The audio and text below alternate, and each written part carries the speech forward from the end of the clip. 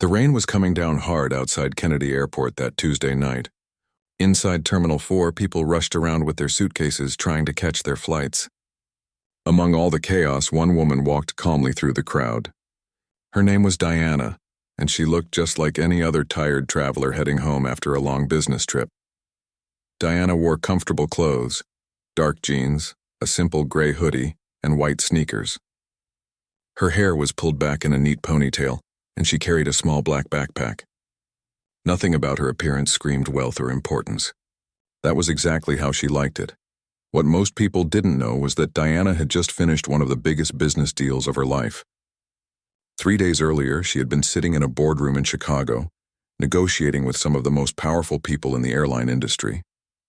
The deal would change everything for her company, Skybridge Airlines. After 15 years of building her business from nothing, she was about to become one of the most successful airline owners in the country. But tonight, Diana just wanted to go home.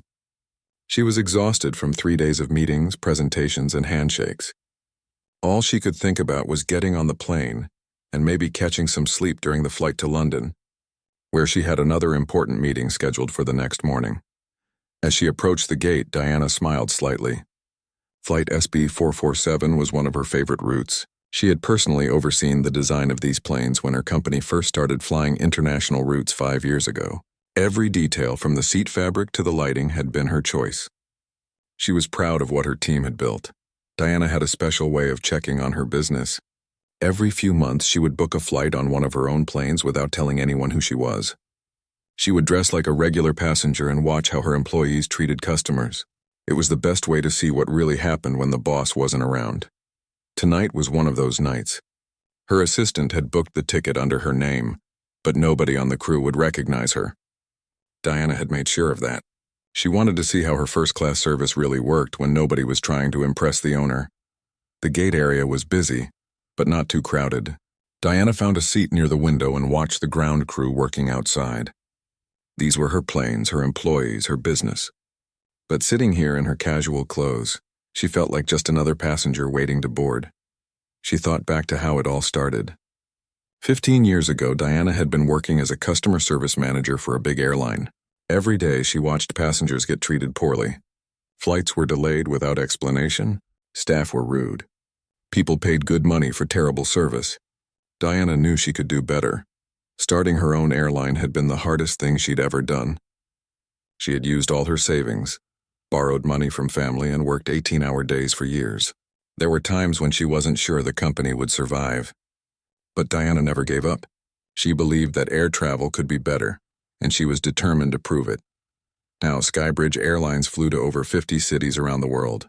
They had won awards for customer service. Business magazines wrote articles about Diana's success. But she never forgot where she came from or why she started the company in the first place. The gate agent announced that first-class passengers could begin boarding. Diana stood up and got in line. She was flying in seat 12A, a window seat in the front of the plane. It was one of the best seats on the aircraft, with extra legroom and a great view. As she walked down the jet bridge, Diana felt a mix of excitement and nervousness. These surprise flights always taught her something new about her business. Sometimes what she learned was good and sometimes it wasn't. Tonight she had no idea what she was about to discover. The plane was beautiful. The interior had been updated just 6 months ago with new leather seats and improved lighting. Diana had personally approved every change. Walking through the first-class cabin, she felt proud of what her team had accomplished. She found her seat and settled in. The cabin was filling up with other passengers. Most looked like business travelers, people in suits carrying laptops and briefcases. A few families were traveling together, probably going on vacation. Everyone seemed relaxed and happy to be there. Diana pulled out her phone and sent a quick text to her assistant. Boarding SB447 now. Everything looks good so far. She always checked in during these secret trips just in case there were any emergencies at the office. The flight attendants were busy preparing the cabin for departure. Diana watched them work, noting how they interacted with passengers. Customer service had always been the most important thing to her. She believed that every person who flew with Skybridge should feel valued and respected. One of the flight attendants, a young woman with blonde hair, was working in the first-class section. She greeted passengers with a smile and helped them with their bags. Another attendant, an older man with gray hair, was checking that all the safety equipment was in place. They both looked professional and friendly. Diana opened a magazine and pretended to read while actually watching everything that happened around her. This was her favorite part of these trips, seeing her airline through the eyes of a regular customer. She had learned more from these secret flights than from any business report or meeting. The plane was almost full now. In a few minutes, they would close the doors and push back from the gate. Diana looked out the window at the lights of New York City. By tomorrow morning, she would be in London, ready for another important business meeting. But for now, she was just a passenger on her own airline. Curious to see what the next few hours would bring, she had no idea that this flight would be unlike any other she had ever taken. The plane had been in the air for about an hour when dinner service began. Diana had been reading a book, occasionally glancing around the cabin to observe how her crew was working. Everything seemed normal so far. The takeoff had been smooth, and the passengers appeared comfortable and relaxed. She watched as the flight attendants prepared their service carts in the galley. The blonde attendant, whose name tag read Kelly, was arranging wine glasses and checking the meal warmers. The older male attendant, David, was organizing the bread baskets and ensuring all the condiments were in place. Diana was pleased to see them working efficiently as a team. First-class dinner service on Skybridge Airlines was something Diana was particularly proud of. She had worked with top chefs to create meals that were actually enjoyable at 30,000 feet. The presentation was elegant, and passengers always had multiple options to choose from. Tonight's menu included herb-crusted chicken, grilled salmon, and a vegetarian pasta dish. Kelly began moving through the cabin with the leather-bound menus. Diana had chosen those menus herself. They were made from recycled materials and featured beautiful photography of each dish. She watched as Kelly approached the passengers in the front row, greeting them warmly and presenting the menu options with a smile. "Good evening, Mr. Thompson," Kelly said to the businessman in seat 1A. "Tonight we have 3 delicious dinner options for you." She handed him the menu and briefly described each dish. The passenger seemed pleased and took his time deciding. Diana observed as Kelly continued down the aisle.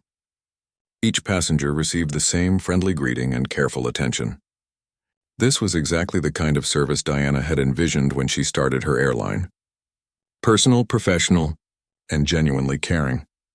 Kelly served the passenger in 2B, then 4A, then moved across the aisle to 3B and 5A. Diana watched the pattern, noting how smoothly the service was flowing. Kelly was clearly experienced and knew how to make each passenger feel special. But then something strange happened. Kelly walked past Diana's row completely. She continued to the passengers behind Diana, serving them their menus and taking their drink orders. Diana waited, thinking perhaps Kelly would come back to her row on the return trip. Several minutes passed. Kelly had now served menus to every other passenger in the first-class cabin. Diana could see people around her browsing their options and placing their orders. But somehow she had been skipped entirely. Diana thought maybe it was just an oversight. Flight attendants were busy people, and it would be easy to miss one passenger by accident. She decided to wait a little longer before saying anything. Maybe Kelly would notice her mistake and come back. But Kelly didn't come back.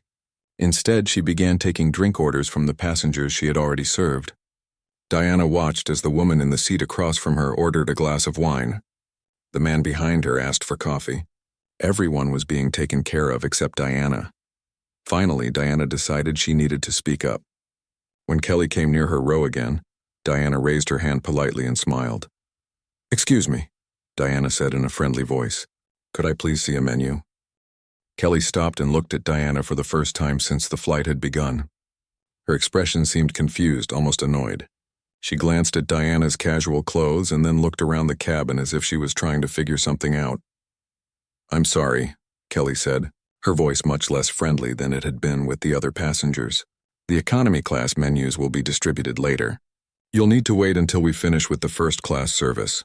Diana blinked in surprise. She looked down at her boarding pass, which clearly showed seat 12A, definitely first class. She looked back up at Kelly with a patient smile. "I think there might be some confusion," Diana said calmly. "I'm in seat 12A. This is my boarding pass." She held up the paper for Kelly to see. Kelly glanced at the boarding pass but didn't really look at it carefully. Her expression suggested she thought Diana was trying to trick her somehow. "Ma'am, I'm going to need you to return to your assigned seat in the economy section," Kelly said, her voice becoming firmer. "I don't know how you got up here, but you can't stay in first class without a proper ticket." Diana felt a strange mix of emotions.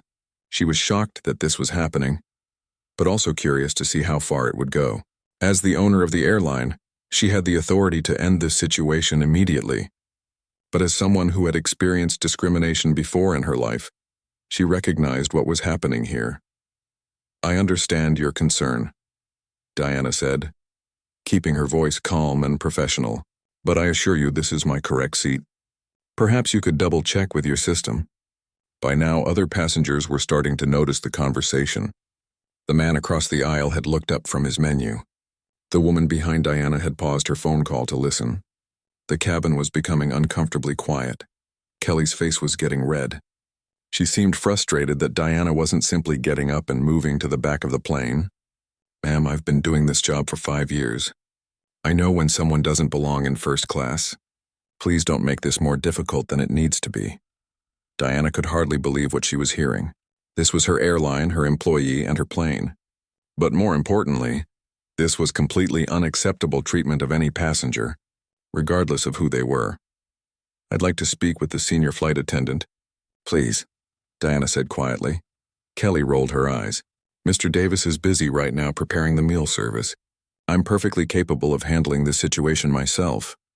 "I would still like to speak with him," Diana insisted politely. Kelly let out an audible sigh and walked toward the galley. Diana could hear her speaking to David in hushed but clearly agitated tones. She caught bits of the conversation. "Won't move, causing problems. Doesn't belong here." Diana looked around the cabin. Several passengers were now openly staring at her. Some looked sympathetic, others seemed uncomfortable. A few people had their phones out, and Diana realized they might be recording what was happening. This was not how she had expected her evening to go. She had taken this flight to quietly observe her airline service, not to become the center of a discrimination incident. But here she was being treated like a criminal by her own employee simply because of how she looked and what she was wearing. David appeared from the galley, walking toward Diana's row with a serious expression. He was older than Kelly, probably in his 50s, with the confident bearing of someone who had been in the airline industry for many years. Diana hoped he would be more reasonable and professional than Kelly had been, but as David approached her seat, Diana could see in his eyes that he had already made up his mind about the situation. He had listened to Kelly's version of events and decided that Diana was some kind of troublemaker who needed to be dealt with firmly. "Ma'am," David said in a voice that was polite but cold, "I understand there's been some confusion about your seating. I'm going to need to see your boarding pass and identification." Diana handed over both documents without argument. She watched as David examined them much more carefully than Kelly had. He looked at the boarding pass, then at Diana, then back at the boarding pass. His expression suggested he was trying to figure out how Diana had managed to get these documents. "These appear to be legitimate," David said slowly, as if he couldn't quite believe it. "But I'm going to need to verify this with our system. Please remain in your seat while I check." Diana nodded calmly. She knew exactly what David would find when he checked the system, that Diana Williams had indeed purchased a first-class ticket for this flight, and that she was sitting in exactly the right seat. But she also knew that this situation was far from over. David returned from checking the computer system with an expression that looked even more confused and suspicious than before. He had spent nearly 10 minutes in the galley, and Diana could see other passengers becoming restless as their dinner service was delayed. People were checking their watches and looking around the cabin with growing impatience. "Ms. Williams," David said as he approached her seat, his voice carrying a tone of authority mixed with doubt. "The system does show that you have a valid first-class ticket for this seat. However, there seems to be some kind of irregularity with how this booking was made." Diana raised an eyebrow. "What kind of irregularity?" "Well," David said, clearly uncomfortable but determined to continue, "this ticket was purchased through our corporate booking system. That's typically used by our business partners and company executives. I'm not sure how a regular passenger would have access to that system." Diana almost smiled at the irony. Of course, her ticket had been booked through the corporate system. Her assistant had used the company account because Diana was the CEO. But she couldn't explain that without revealing who she was, and she was becoming increasingly curious to see how this situation would play out. "I work for a company that has a corporate account with Skybridge," Diana said truthfully. "My assistant booked this ticket for me through our business travel department." David nodded slowly, but his expression suggested he didn't entirely believe her explanation. "I'm going to need to see some additional identification. Do you have a company credit card or business card that would verify your employment?" Diana could have easily provided what David was asking for. Her business cards clearly identified her as the CEO of Skybridge Airlines, but something about David's tone and attitude was bothering her. He was treating her like a suspected criminal, demanding proof of her right to be there in a way that felt deeply wrong. "I've already provided you with my driver's license and boarding pass," Diana said calmly. "Those documents prove that I am Diana Williams and that I have a valid ticket for this seat. I'm not sure what other identification you think you need." David's jaw tightened. He clearly didn't like being questioned by a passenger, especially one he suspected of somehow gaming the system. "Ma'am, when there are irregularities with bookings, we have the right to request additional verification. I'm trying to resolve this situation quietly, but if you continue to be uncooperative, I'll have no choice but to involve the captain." By now, the entire first-class cabin was watching the interaction. Diana could see passengers in nearby seats whispering to each other and pointing in her direction. Some people had their phones out and appeared to be taking photos or videos. The couple across the aisle was having an animated discussion about what they were witnessing. Kelly had been standing behind David during this conversation, and now she stepped forward with a smug expression on her face. "I told you she didn't belong here," she said to David in a voice loud enough for nearby passengers to hear. "Some people will do anything to get a free upgrade." Diana felt a flash of anger at Kelly's comment, but she kept her voice level and professional. "I paid full price for this ticket. I'm not trying to get anything for free." "Sure you did," Kelly said with a sarcastic laugh. "That's what they all say when they get caught." "Kelly," David said sharply, "please return to your duties. I'll handle this," but Kelly wasn't finished. "I've seen this before, David. People dress down and try to look innocent, hoping we won't question them. They probably bought some fake boarding pass online or something." Diana couldn't believe what she was hearing. Kelly was openly accusing her of fraud in front of a cabin full of passengers. This was beyond unprofessional. It was defamatory and potentially illegal. "That's enough," Diana said firmly, her patience finally starting to wear thin. "I am not a fraud, and I resent the implication. I have provided you with legitimate identification and a valid boarding pass. If you have concerns about the booking, you can contact your corporate office to verify it." David held up his hand. "Everyone needs to calm down. Ms. Williams, I'm going to give you one more opportunity to resolve this situation peacefully. If you can provide me with additional proof of your employment or explain how you gained access to our corporate booking system, we can put this matter to rest." "And if I can't?" Diana asked. "Then I'll have to ask you to move to an available seat in economy class for the remainder of the flight," David said. "We can sort out the booking details when we land." Diana looked around the cabin. Every passenger was staring at her now. Some looked sympathetic, others seemed entertained by the drama. A few appeared uncomfortable with what they were witnessing, but all of them were watching to see what she would do next. "I am not moving to economy class," Diana said quietly but firmly. "I paid for this seat and I have every right to be here." David's expression hardened. "Ma'am, I'm trying to be reasonable here, but you're making this very difficult. If you refuse to cooperate, I will have to involve the captain and potentially have you removed from the aircraft at our next stop." "For sitting in the seat I paid for?" Diana asked incredulously.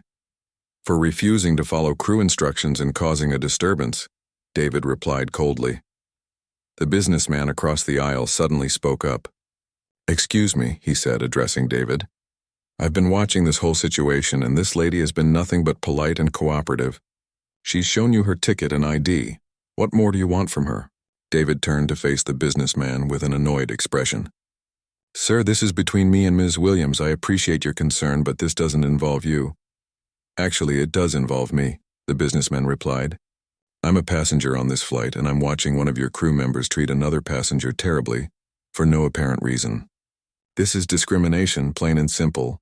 Other passengers began to murmur in agreement. Diana could hear people saying things like, "This is wrong and she hasn't done anything." The mood in the cabin was shifting, and David was beginning to look uncomfortable. "Sir, I'm going to have to ask you to stay out of this," David said, his voice rising slightly. "We have procedures to follow when there are booking irregularities." "What irregularities?" the businessman demanded. "Her ticket is valid. Her ID matches her name. What exactly is the problem here?" David looked flustered. He clearly wasn't used to having passengers challenge his authority so directly. "The problem is that this booking was made through our corporate system without proper authorization." "How do you know it wasn't properly authorized?" Another passenger called out from behind Diana. David spun around, clearly losing his composure. "Because people like her don't have access to corporate accounts." The cabin fell silent. David's words hung in the air like a toxic cloud. Even Kelly looked shocked by what he had just said. Several passengers gasped audibly, and Diana could see people reaching for their phones to make sure they had recorded that comment. "People like me?" Diana asked softly, her voice carrying clearly through the silent cabin. David realized immediately that he had said something terrible, but it was too late to take it back. His face turned red as he struggled to find words that might somehow undo the damage. "That's not what I meant," he stammered. "I just meant that the corporate booking system is restricted to certain customers." "And what made you assume I wasn't one of those customers?" Diana asked, still speaking quietly but with steel in her voice. David opened and closed his mouth several times, but no words came out. He had revealed his true motivation, and everyone in the cabin had heard it. This wasn't about booking irregularities or corporate policies. This was about his assumptions about who Diana was based on how she looked. The businessman across the aisle shook his head in disgust. "Unbelievable," he said. "I'm definitely filing a complaint about this." "So am I," said the woman behind Diana. "This is absolutely unacceptable," called out another passenger. David looked around the cabin desperately, realizing that the situation had spiraled completely out of control. What had started as a simple question about a booking had turned into a public relations nightmare, with multiple passengers threatening to file complaints about discrimination. "I think," Diana said calmly, standing up from her seat, "it's time to speak with the captain." David's face went pale when Diana stood up and asked to speak with the captain. He clearly hadn't expected the situation to escalate this far, and now he was faced with the prospect of explaining to his captain why first-class service had been completely disrupted by a discrimination incident. "Ma'am, that won't be necessary," David said quickly, his voice now much less confident than before. "I'm sure we can resolve this without bothering Captain Rodriguez." "Actually, I think it is necessary," Diana replied calmly. "This situation has gone far beyond a simple booking question. I'd like to speak with the captain about how your crew treats passengers." The other passengers, in first class, were now openly supporting Diana. The businessman across the aisle had started taking notes on his phone, documenting everything he had witnessed. The woman behind Diana was shaking her head in disgust. Several people were still recording video of the interaction. "I'm a lawyer," announced a woman from the back of the first-class section, "and what I just witnessed was clear discrimination. This lady has been nothing but polite and professional, while your crew has been accusatory and hostile for no legitimate reason." "I'm a journalist," said another passenger, "and I can guarantee this story will be in tomorrow's news if this isn't resolved properly." David looked around the cabin desperately. He was clearly in over his head and didn't know how to regain control of the situation. Kelly had disappeared into the galley, probably hoping to avoid any further involvement in what was becoming a public relations disaster. "Look," David said, his voice now pleading rather than authoritative, "maybe we all got off on the wrong foot here. Ms. Williams, I apologize if you felt we were treating you unfairly. Why don't we just continue with the dinner service and put this behind us?" Diana looked at him for a long moment. She could see the desperation in his eyes, the realization that he had made a terrible mistake. Part of her felt sorry for him, but she also knew that what had happened here was too serious to simply ignore. "I appreciate your apology," Diana said quietly, "but I still want to speak with the captain. What happened here tonight is not acceptable, and it needs to be addressed properly." Before David could respond, the cockpit door opened and Captain Rodriguez emerged. He was a tall, distinguished man in his 50s with salt and pepper hair, and the confident bearing of someone who had been flying commercial aircraft for decades.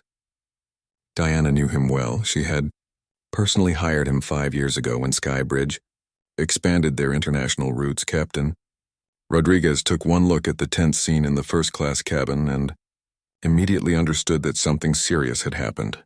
His eyes swept over the agitated passengers, the nervous flight attendants, and finally settled on Diana standing in the aisle. Recognition dawned on his face instantly. His eyes widened slightly, and Diana could see him trying to process what he was seeing. Captain Rodriguez knew exactly who Diana was, and he clearly couldn't understand why she was standing in the middle of what appeared to be some kind of passenger dispute. "Ms. Williams," Captain Rodriguez said, his voice carrying clearly through the cabin. "What's going on here?" The entire first-class section fell silent. Even David, who had been trying to explain the situation, stopped talking and stared at the captain in confusion. How did the captain know this passenger's name? "Good evening, Captain Rodriguez," Diana said with a slight smile. "I was just having a discussion with your crew about customer service policies." Captain Rodriguez looked from Diana to David, clearly trying to understand the situation. "Is there a problem with Ms. Williams' seating?" David stepped forward, still not understanding the dynamic between the captain and Diana. "Sir, there was some confusion about her booking. It was made through our corporate system, and we were just trying to verify—" "David," Captain Rodriguez interrupted, his voice sharp. "Do you know who you're talking to?" David looked confused. "A passenger with a questionable booking?" Captain Rodriguez closed his eyes for a moment, and Diana could see him trying to figure out how to handle what was clearly an extremely delicate situation. When he opened his eyes, he looked directly at Diana with an expression that was part apology and part panic. "Ladies and gentlemen," Captain Rodriguez announced to the entire first-class cabin, his voice formal and clear, "I'd like to introduce you to Ms. Diana Williams, the founder and CEO of Skybridge Airlines." The silence that followed was deafening. You could have heard a pin drop in the cabin. Passengers stared at Diana with expressions of shock and amazement. Several people's mouths fell open. The businessman across the aisle slowly lowered his phone, realizing he had just witnessed something unprecedented. David's face went through a series of emotions: confusion, disbelief, and then horror as the full implications of what had happened began to sink in.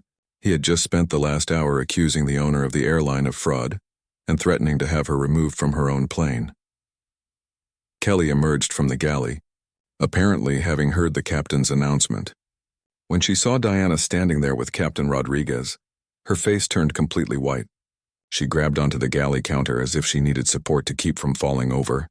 "Oh my God," Kelly whispered, loud enough for several passengers to hear. "Oh my God, what have we done?" The passengers in first class began to buzz with excitement and disbelief.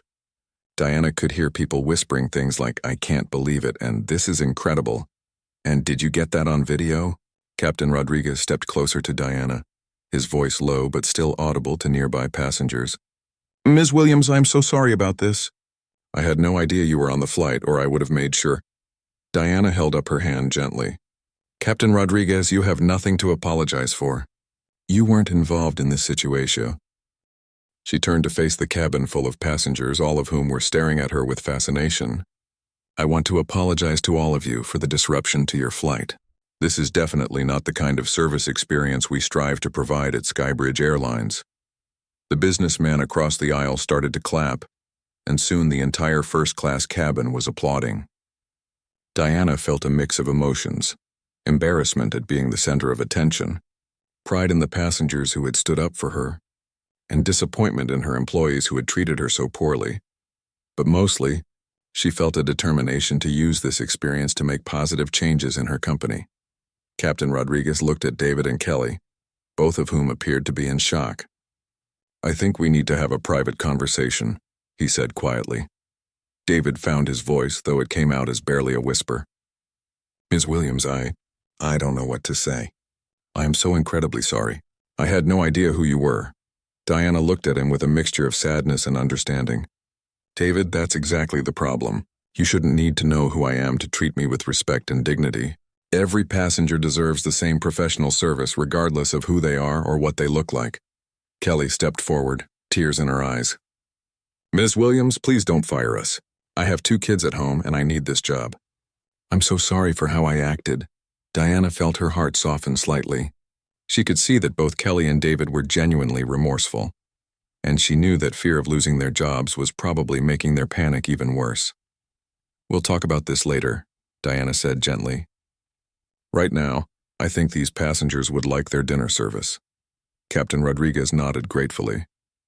Absolutely. David, Kelly, let's get back to taking care of our passengers. Ms. Williams, would you like to step into the cockpit for a few minutes? Diana looked around the cabin one more time. The passengers were still buzzing with excitement, many of them still holding their phones and probably sharing the story on social media already. She knew that by tomorrow morning this incident would be all over the internet. But that might not be such a bad thing. Sometimes the best way to create change was to shine a light on problems that people preferred to keep hidden. Actually, Diana said, I think I'll stay in my seat. I'd like to see how the rest of the service goes. The rest of the flight was unlike anything Diana had ever experienced as a passenger. Once word spread through the cabin that the CEO of Skybridge Airlines was on board, the atmosphere completely changed. Passengers who had witnessed the discrimination incident became her biggest supporters, while those who heard about it secondhand wanted to meet her and hear the story directly. Kelly and David transformed from hostile interrogators into the most attentive flight attendants Diana had ever seen. They brought her multiple menu options, offered her the best wine selections, and checked on her comfort every few minutes. But Diana could see the fear and shame in their eyes, and it made her feel sad rather than satisfied. During the meal service, several passengers approached Diana to express their support and admiration for how she had handled the situation. The businessman across the aisle, who introduced himself as Michael Chen, told her that her calm dignity in the face of discrimination had been inspiring to watch. I've traveled all over the world, Michael said, and I've never seen anything like what happened tonight. But I've also never seen someone handle that kind of treatment with such grace and class. You turned what could have been an ugly confrontation into a teaching moment. The journalist, Patricia Webb, asked if she could interview Diana about the incident for her magazine.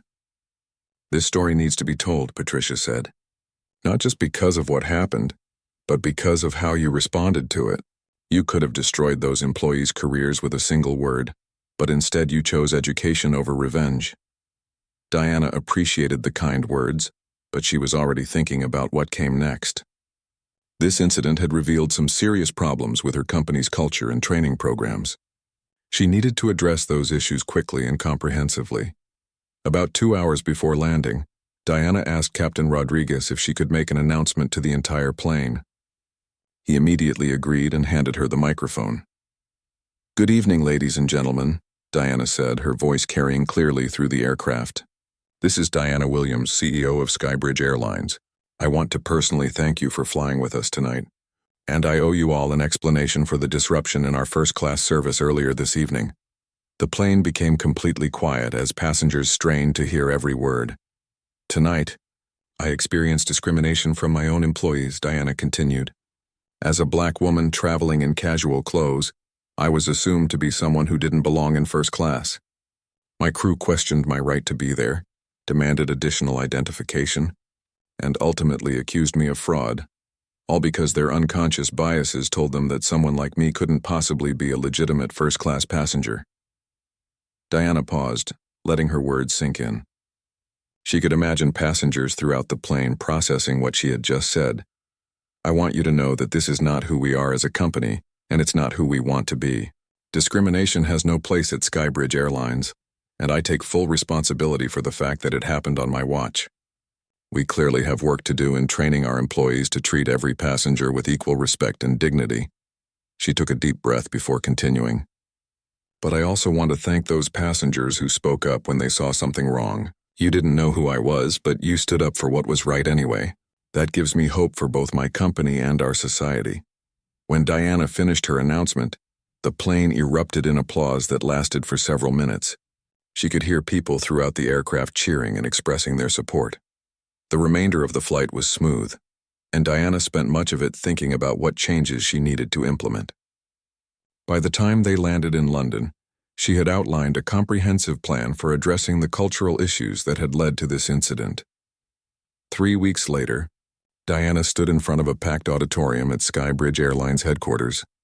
Every employee in the company, from baggage handlers to senior executives, had been required to attend this meeting.